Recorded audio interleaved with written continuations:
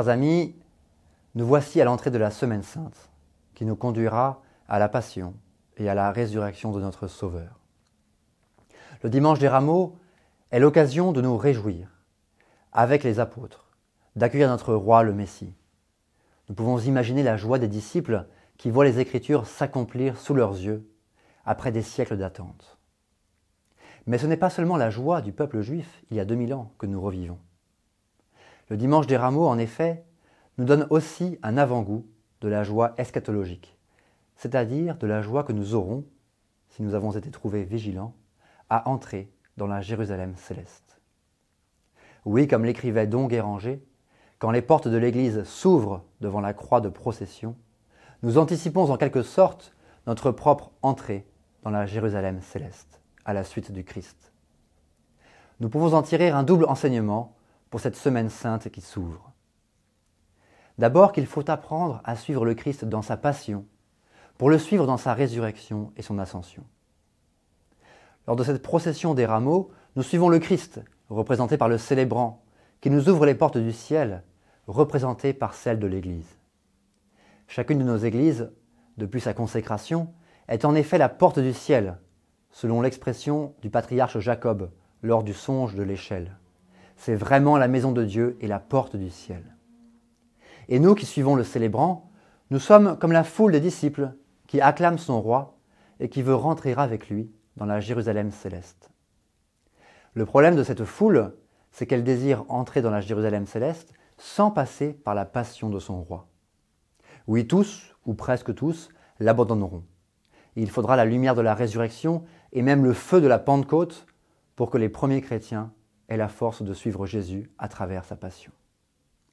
Et nous qui avons reçu la foi, l'espérance et la charité par notre baptême, désirons-nous suivre le Christ? Ou voulons-nous fuir sa passion? Le vrai chrétien suit le Christ, où qu'il aille.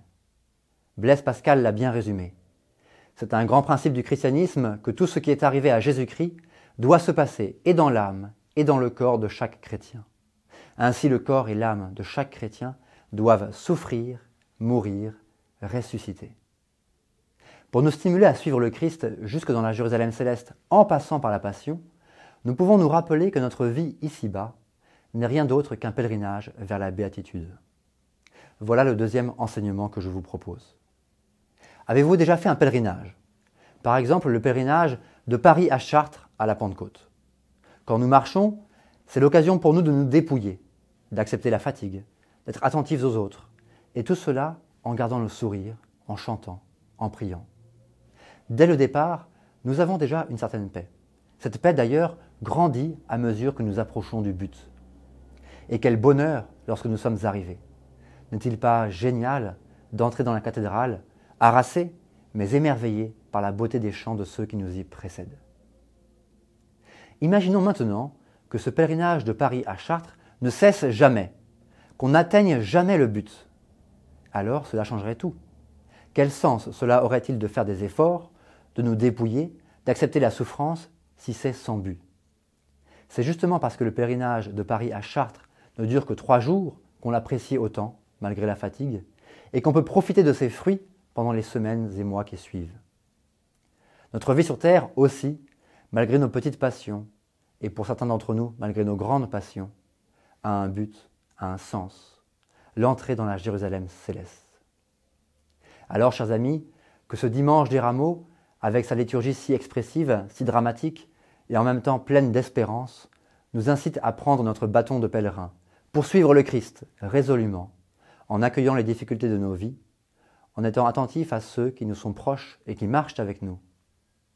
Nous pouvons dès maintenant garder la paix du cœur, car nous savons que notre pèlerinage, même s'il doit passer par la passion du Christ, nous conduira à la Jérusalem céleste.